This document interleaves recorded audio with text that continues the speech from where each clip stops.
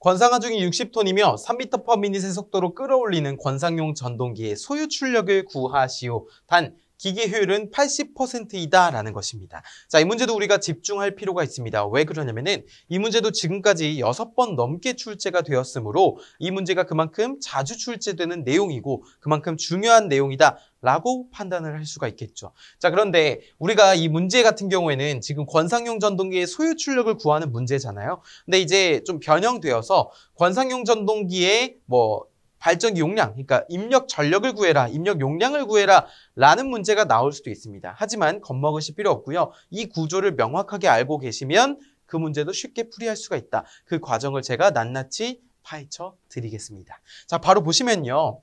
자, 먼저 M, W 이렇게 써놓은 것은 M이 이제 권상용 전동기, W가 권상기, 기계입니다. 기계. 그래서 권상기라고 하는 건 무거운 물질을 끌어올리는 기계인데 자, 이런 전동기와 권상기가 같이 있는 것이 대표적인 것이 엘리베이터입니다. 사람이 타면 또는 물건이 실리면 물건이 있는 상태에서도 사람이 있는 상태에서도 올라갔다 내려갔다를 반복하게 되죠. 엘리베이터는. 결국에 이 전동기는 이 권상기를 동작시켜야 돼요. 근데 이제 전동기라고 하는 것은 입력 에너지를 받아서 기계 에너지로 바꿔주잖아요. 결국에 입력 전력을 우리가 P인이라고 말을 하게 되고요. 이제 출력을 나타내야 되는데 이 전동기는요. 권상기를 직접 돌리는 것이 아니라 일종의 축으로서 전달을 해줍니다. 동력을. 그래서 이 전동기는 결국에 이 출력이 무엇이냐면 축동력이에요. 축동력. 축을 돌리기 위한 동력이다라고 보시면 되겠고요. 자, 그다음에 이 축 동력에 여기에 이제 여유 계수라는 것이 존재하게 됩니다. 그것을 우리가 K라고 하는데 이 축 동력의 여유율까지 고려를 해주게 된다면 비로소 무엇이 되냐면요. 소요 동력이 됩니다. 소요 동력.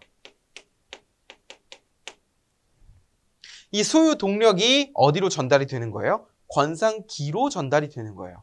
권상기로 전달이 되는데 결국에 권상기는 무거운 물질을 끌어올려야 하기 때문에 우리가 이 끝에를 9.8 WV로서 정의를 내릴 수가 있습니다. 자, 여기서 말하는 W라고 하는 것은 권상하중입니다. 권상하중의 기본 단위는 반드시 톤이어야 하고요. V는 속도입니다. 권상속도. 3m/min인지 3m/sec인지에 따라 이 앞에 있는 9.8이 나뉘어지게 되는데요. 자, 9.8이 아니라 예를 들어서 6.12분의 WV다라고 하는 것은 이 권상 속도의 단위에 따라서 결정이 됩니다. 만약에 권상 속도의 단위가 m/s라면 9.8 WV가 오게 되고요. 만약에 권상 속도의 단위가 m/s가 아니라 분속, 문제에서 주어진 것처럼 m/min 이렇게 주어진다면 6.12분의 WV가 와야 됩니다. 왜 그러냐면은 이 9.8이라고 하는 것을 60으로 나누잖아요. 그러면은 6.12분의 1이 됩니다. 그래서 결국에 위아래 같은 식이지만 단위에 다소 차이가 있다. 이런 것을 꼭 기억을 해주셔야 되고 자, 우리가 효율을 마저 적어보면 전동기의 효율은 입력분의 출력으로 결정이 되고요. 자, 이때 에타 M이라고 합니다. 자, 그다음에 권상기의 효율은 축동력분의 뭐가 됩니까? 여기에 있는 이 권상 에너지가 되겠죠. 자, 그래서 이때의 효율은 에타 W가 됩니다. 자, 그래서 우리가 한번 나타내 볼 건데 권상용 전동기의 소유 출력을 구하는 겁니다. 권상용 전동기의 소유 출력. 아, 그러면 우리가 생각을 해보면 소유 출력을 구하려면 축동력을 구해서 여유계수를 곱해주면 소유 출력이 또는 소유 동력이 되겠구나라는 것을 아신 상태에서 기계의 효율이 문제에서 주어졌습니다. 기계 효율이라고 하는 것은 전동기의 효율이 아니라 여기의 효율이 주어졌다는 거예요. 그러면은 이 기계, 권상기의 효율이 주어졌으니까 내가 이 효율을 이용을 하고 그리고 뒤쪽에 있는 이 권상 에너지를 이용을 해서 소유 출력, 소유 동력을 계산해야 되겠구나라는 것을 인지해야 된다는 거죠. 그렇기 때문에 우리가 식을 마저 적어보면은 먼저 에타 W라고 하는 거는 기계의 효율입니다. 기계의 효율은 입력분의 출력으로 나타내죠. 입력이 뭐예요? 축동력이죠. 축동력. 그쵸? 축동력. 축동력이 있고요. 자, 그 다음에 뭐가 있습니까? 9.8 WV가 아니죠. 6.12분의 WV가 돼야 됩니다. 그래서 여기에 6.12 그 다음에 W 분자의 WV가 됩니다. 그쵸? 그러면 우리가 먼저 축동력과 이 효율의 위치를 바꾸어 보겠습니다. 그럼 어떻게 되나요? 축동력이라고 하는 것은 에타 W 곱하기 6.12분의 WV가 되죠. 그런데 축동력에 무엇을 곱해야 됩니까? K를 곱하면, 여유율을 곱하면. 근데 문제에서 여유율과 관련된 문구는 없습니다. 예를 들어서 축동력에 여유를 주도록 한다. 몇 퍼센트에? 이러면은 예를 들어 15%의 여유다 하면은 여기에 1.15를 곱해줘야 돼요. 15%의 여유니까. 근데 문제에서 주어지지 않았으니까 이거는 간주하지 않는다는 것입니다. 1로 보겠다는 거예요. 근데 축동력에 여유를 곱해주고 여기도 똑같이 K가 곱해줘야 되겠죠. 그런데 이것은 뭐라고 했습니까? 우리가 소요 출력, 소요 동력이라고 했죠. 결국에 소요 출력을 구하는 공식은 이 우측에 있는 공식과 같구나 라는 것을 알 수 있습니다. 만약에 있잖아요. 여기서 이제 발전기 용량까지 가려면 이 효율에 뭐까지 곱해줘야 되죠? 에타 M까지 분모에 곱해지면 어떻게 되는 거예요? 이제 발전기 용량이 되는 거예요. 거기서 역률까지 나눠주면 이제 용량이 되는 거죠. 입력 전력이 되는 겁니다. 아시겠죠? 자, 그런데 우리가 문제에서 묻는 건 어쨌든 이것이니까 한번 숫자를 넣어보죠. W는 권상 하중, 기본 단위가 톤이라고 했습니다. 그래서 60톤이고요.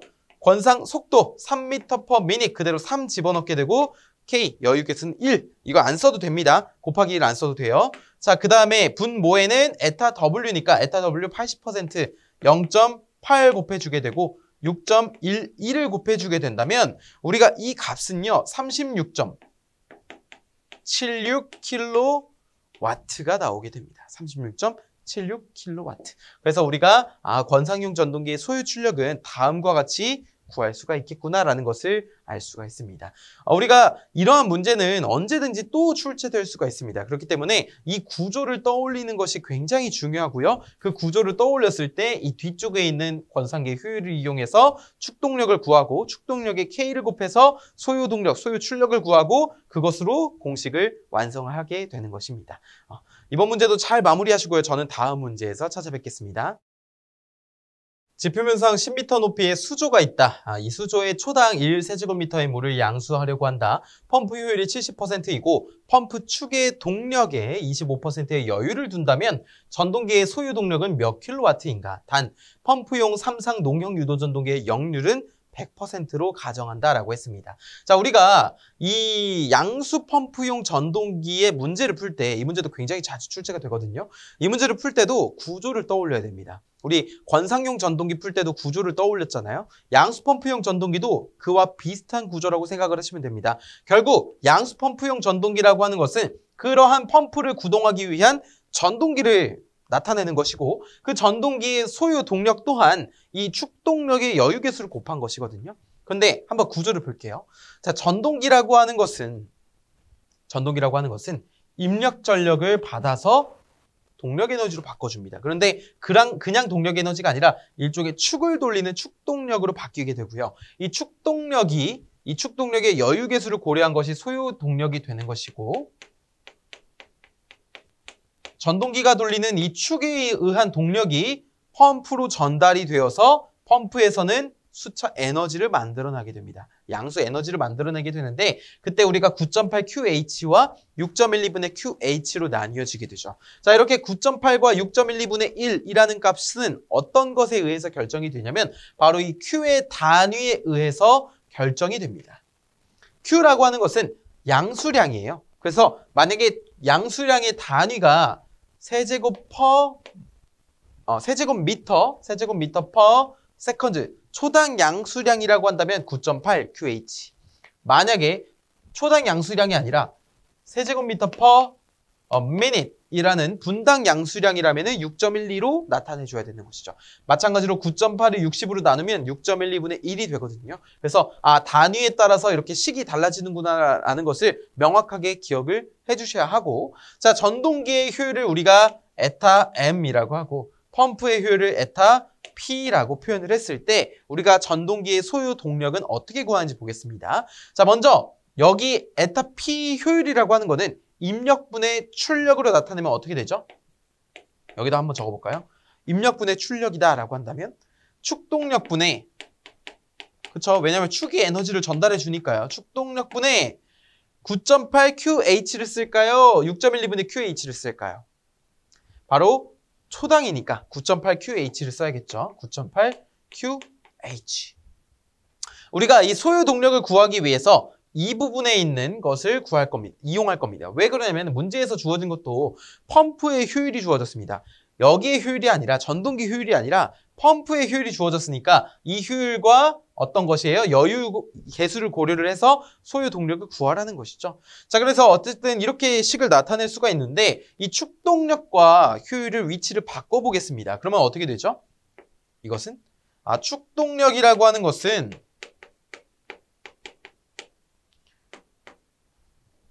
에타 P분의 9.8 QH구나 라는 것을 알 수 있죠. 자, 여기서 축동력에다가 펌프 축 동력에 25%의 여유를 준다고 했습니다. 25%의 여유니까 뭘 곱해줘야 돼요? 0.25 곱하면 안 됩니다. 1.25를 곱해줘야 돼서 소요 동력에 구하기 위해 여유 계수를 곱해줍니다. 그러면 이것이 뭐가 되는 거예요? 소요 동력이 되는 거예요. 그런데 좌변에 K를 곱했으면 우변에도 곱해줘야 되잖아요. 그래서 여기다가 K를 똑같이 곱해줍니다. 그러면은 우리가 구하고자 하는 소요 동력은 이렇게 구하겠구나라는 것을 알 수가 있는 것이죠. 자, 이 공식은 어디서 나왔습니까? 이러한 구조를 이해한 것부터 시작이 되었습니다. 물론 공식만을 암기해도 좋겠죠. 하지만 공식만을 암기해서는 헷갈릴 수가 있습니다. 하지만 이 구조를 명확하게 아신다면은 우리가 절대로 공식을 헷갈릴 일이 현저하게 줄어든다는 것이죠. 그래서 우리가 에타 P분의 9.8 QHK를 한번 해보겠습니다. 자, 9.8에 양수량이 1이고요. 낙차 10m입니다. 그 다음에 여유계수는 1.25죠. 그 다음에 에타 P는 뭐예요? 0.7입니다. 자, 이것을 계산하면은 우리가 무엇을 구할 수 있다고요? 소요 동력을 구할 수 있다고요. 그러면 이것을 계산하면은 그 값은요, 175kW가 나오게 됩니다. 따라서 전동기의 소요 동력은 175kW다라고 적어줄 수가 있겠습니다. 만약에 여기서 변형되어서 출제가 된다면 소요 동력을 묻는 것이 아니라 전동기의 입력 전력에 대해서 물어볼 것입니다. 자, 그러면은 여기에다가 무슨 효율까지 고려를 해주면 돼요? 이제 만약에 물어본다면 에타 M까지 고려를 해주면 이쪽에 있는 입력 전력을 구할 수 있게 되는 겁니다. 그럼 비로소 여기가 P인이 되는 거예요. 아시겠죠? 오늘 이 문제도 굉장히 잘 풀이하셨습니다. 다음 문제도 잘 풀이하실 수 있기를 바라겠습니다.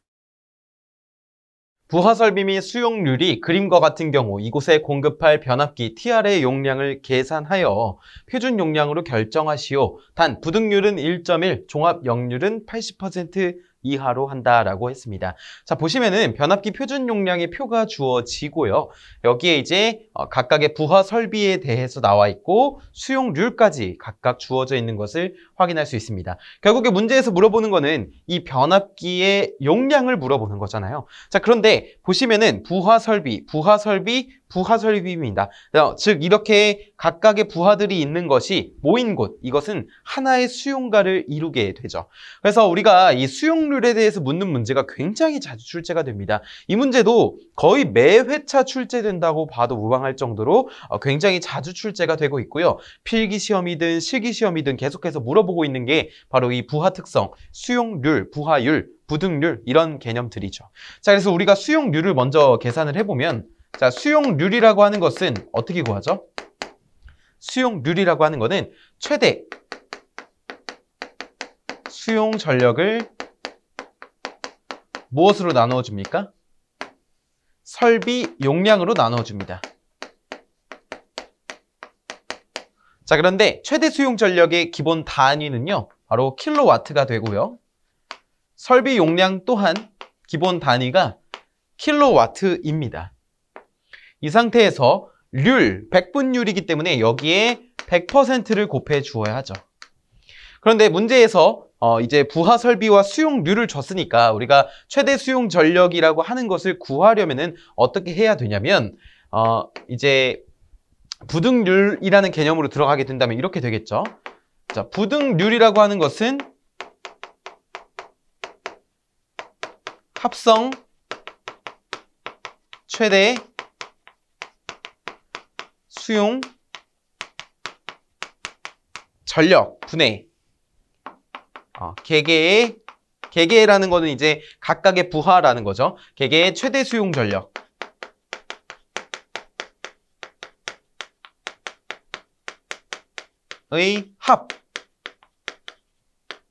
합이라고 나타낼 수 있습니다. 근데 부등률은 이제 퍼센테이지가 아니라서 여기에 100을 따로 곱하지는 않습니다. 근데 어쨌든 우리가 수용률과 부등률 공식이 다음과 같이 되는데, 하나의 수용가에도 여러 부하 설비가 있고요. 이 부하 설비가 최대 전력을 소모하는 시간대가 각각 다르기 때문에 우리가 부등률이라는 것을 고려해 주게 되죠. 그런데 문제에서 물어보는 변압기 용량이라고 하는 것은 바로 이 합성 최대 수용 전력에 대한 것을 역률로 나눠줌으로써 계산할 수 있습니다. 그래서 이 둘을 한번 위치를 바꿔볼게요. 이 부등률과 합성 최대 수용 전력을 위치를 바꿔보겠습니다.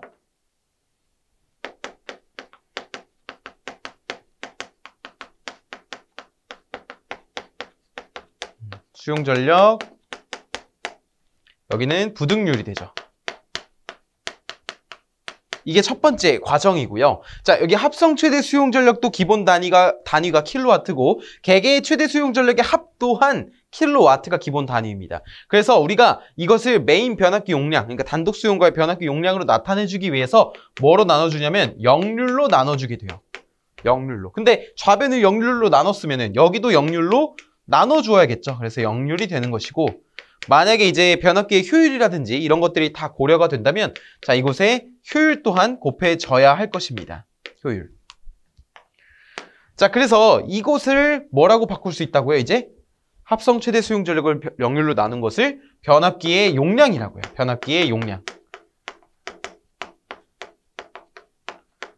자, 이런 식으로 차근차근 하나씩 가는 겁니다. 근데 변압기 용량의 기본 단위는 이제 뭐가 되는 거예요? 킬로와트를 역률로 나눴으니까 킬로볼트 암페어가 되는 겁니다. 자, 그래서 우리가 이제 문제를 풀어보면 개개의 최대 수용 전력의 합은 어떻게 되는지 볼게요.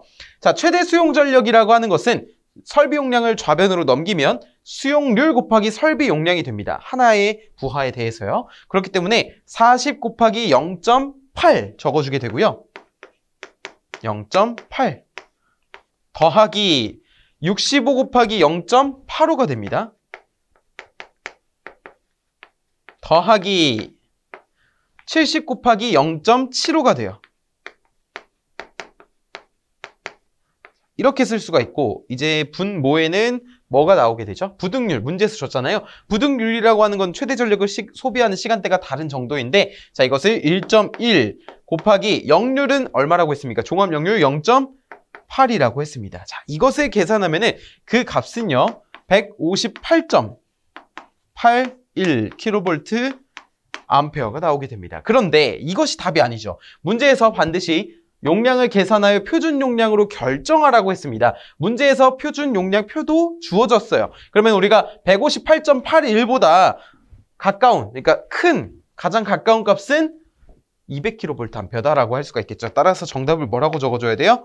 200kV 암페어, 이렇게까지 마무리를 해주셔야 됩니다. 자, 이것은 이제 단독 수용가에서 여러 부하 설비가 존재할 때 이 수용가 내에서의 부등률을 고려를 해서 수용가의 변압기 용량을 구했고요. 만약에 이제 여러 수용가가 있고 메인 변압기 용량을 구할 때도 마찬가지로 각각의 수용가의 최대 수용 전력의 합들을 다 더해서 메인 변압기 용량을 구해주시면 되겠습니다. 자, 이런 문제도 굉장히 자주 출제가 되니까 여러분도 몇 번만 푸시면 여러분의 것으로 만들 수 있으니까요. 잘 정리하셔서 여러분의 것으로 만드시길 바라겠습니다. 200V, 15kV 암페어인 삼상 유도 전동기를 부하로 사용하는 공장이 있다. 이 공장이 어느 날 일일 사용 전력량이 90kWh이고 일일 최대 전력이 10kW일 경우 다음 각 물음에 답하시오. 단 최대 전력일 때 전류값은 43.3A라고 한다라고 되어 있습니다. 자, 이 문제도 이제 5번 이상 출제된 문제인데요. 그만큼 더 중요하다라고 볼 수가 있겠죠. 자, 1 부하율은 몇 %인가? 그리고 최대 전력일 때의 역률은 몇 %인가 하고 소문제 2개로 나누어서 출제가 되고요. 이제까지 출제될 때 이러한 형식으로 계속해서 출제가 되었습니다. 그럼 먼저 우리가 부하율이라는 것을 개념을 한번 짚고 넘어갈게요. 자, 우리가 알고 있는 부하율이다라고 하는 것은 부, 평, 최만 기억해 주시면 됩니다. 부하율이라고 하는 거는 일정 기간이 반드시 들어가야 되는데요. 일정 기간에서의 평균 전력을 일정 기간에서의 최대 전력으로 나눠줌으로써 우리가 부하율을 계산할 수 있습니다. 그래서 부, 평, 최의 평이 바로 평균 전력입니다. 특정 기간 내에서의 평균 전력을 특정 기간 중에 최대 전력으로 나눠준다면 거기에 이제 100%를 곱해준다면 우리가 이것을 부하율이라고 한다 하는 것인데요. 부하율은 보시다시피 평균 전력을 최대 전력으로 나눈 것인데 평균 전력이라고 하는 것을 다른 것으로 적어보면은 사용 전력량을 시간에 대해서 나타내 줘야 됩니다. 전체 사용 전력량을 시간에 대해서 나눠준다면 그것은 그때 기간 중에 평균 전력이 되는 것이고요. 자, 그 기간 중에 최대 전력으로 나눈다라고 할 때 평균 전력은 절대로 최대 전력을 넘을 수가 없습니다. 그렇기 때문에 부하율이라고 하는 것은 절대로 100%를 넘을 수가 없고요. 100%를 넘지 않는, 즉 1 이하의 값에 해당이 되는 거죠. 자, 부하율이라고 하는 것을 이렇게 구한다라고 했는데 우리가 한번 문제에서 한번 이 조건을 이용해서 풀어보겠습니다. 자, 먼저 평균 전력이라고 하는 것은 특정 시간분의 사용 전력량이라고 하는데 문제에서 준 거는 90kWh이고 이것이 바로 1일 사용 전력량이라고 할 때 1부하율을 구하는 거잖아요. 그렇기 때문에 하루 24시간 이것을 90을 24로 나눠 주어야 하고요. 자, 그 다음에 분모의 최대 전력에는 문제에서 준 대로 1일 최대 전력이 10kW라고 했으니까 여기에는 10이 들어가겠구나라는 것을 알 수 있습니다. 자, 그 다음에 곱하기 100%가 되겠죠. 자, 이것을 계산해주면 37.5%가 나오게 됩니다. 37.5%. 근데 이제 일 부하율이 아니라 월 부하율이 나온다고 한다면 이 시간이 30 곱하기 24가 되겠죠. 이런 경우에는 이제 한 달이 30일인 경우도 있고 31일인 경우도 있는데 이건 문제에서 요즘에 줍니다. 최근 출제되는 문제는 월 부하율을 구할 때 한 달을 30일로 한다라는 조건을 명시해 줬어요. 그렇기 때문에 이걸 31로 곱할까요? 30으로 곱할까요? 궁금해 하시는 분들도 계신데 이거는 그냥 문제에서 준 대로 풀이하시면 됐고 일반적으로는 30을 곱한다라고 보시면 되겠습니다. 자, 그리고 만약에 연 부하율이다라고 한다면 1년 365일인데 하루 24시간이니까 이 평균 전력에서 시간에 해당되는 것이 365 곱하기 24가 되겠죠. 이제 감 오시겠죠. 자, 그래서 어쨌든 1부하율은 얼마예요? 37.5%다. 자, 두 번째 소문제 보시면 최대 전력일 때의 역률은 몇 %인가를 물어봤습니다. 문제에서 준 조건은 200V가 있고요. 최대 전력도 있고요. 그때 최대 전력일 때 전류값도 주어져 있습니다. 자, 우리가 알고 있는 삼상 유효 전력 P라고 하는 것은 루트 3의 V의 I의 코사인 세타입니다.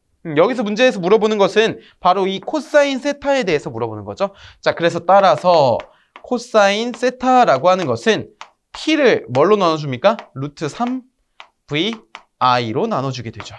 자, 여기서 P라고 하는 것은 문제에서 주어졌죠. 10kW니까 이거를 10,000W라고 쓰겠습니다. 10,000W. 자, 그 다음에 루트 3 그 다음에 전압은 200V라고 했고요. 전류는 43.3A라고 말했습니다.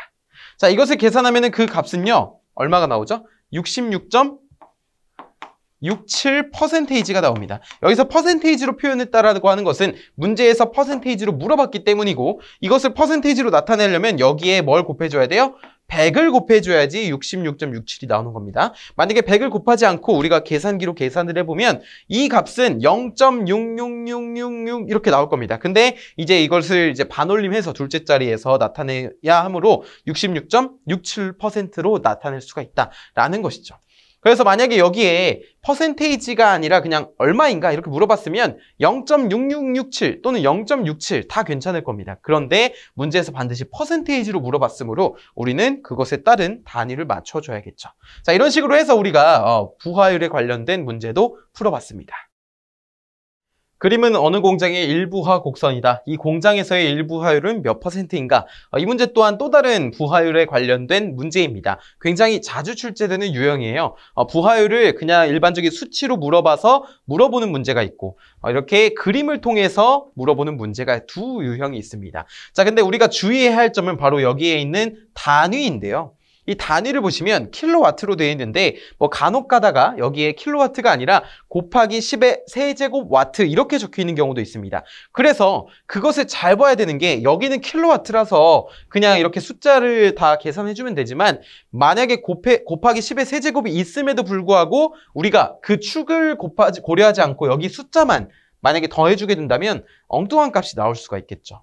그렇기 때문에 반드시 여기에 쓰여 있는 단위를 꼭 봐주셔야 되고 이 그림을 보시면 24시라고 되어 있으니까 이거는 1하루를 나타내는 것이구나. 이때 사용 전력량이라고 하는 것은 바로 이 그림의 면적입니다. 이 그림과 X축, 시간이 이루는 면적을 우리가 사용 전력량이라고 하는데요. 자, 그래서 이 부분, 요 부분, 자, 여기 이렇게 총 6군데를 더해 주시면 전체 사용 전력량이 나오게 되고 자, 그것을 평균 전력으로 나타내려면 우리가 각각의 시간으로 다 나눠 주어야겠죠. 그렇죠? 자, 그렇기 때문에 우리가 한번 고려를 해보겠습니다. 자, 먼저 이제 1부하율이다라고 하는 것은 1부하율이다라고 하는 것은 첫 번째 150 곱하기 4. 자, 이러면은 뭐죠? 150kW를 4시간 쓴 거니까 이때 사용한 전력량은 얼마가 되는 거예요? 600kWh가 되는 거예요. 600kWh. 그래서 다 더하게 되면은 이제 몇 kWh다 나올 거잖아요. 자, 그것을 마지막에 뭘로 나눠줘요? 24시간으로 나눠주면 전체 1부하율이 나오게 됩니다. 자, 150 곱하기 4 플러스 얼마 해줘야 돼요? 250 곱하기 4입니다. 플러스 여기는 400 곱하기 4입니다.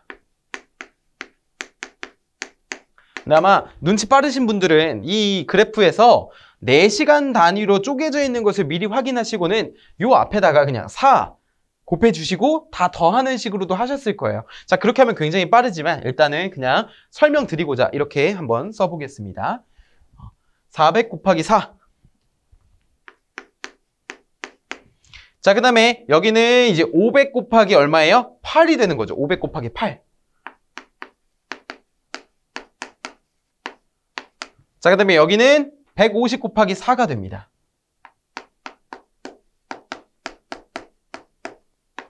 자, 이게 뭐예요? 전체 사용 전력량이에요. 하루 동안 쓴. 굉장히 길죠? 근데 이것을 뭘로 나눠줘요?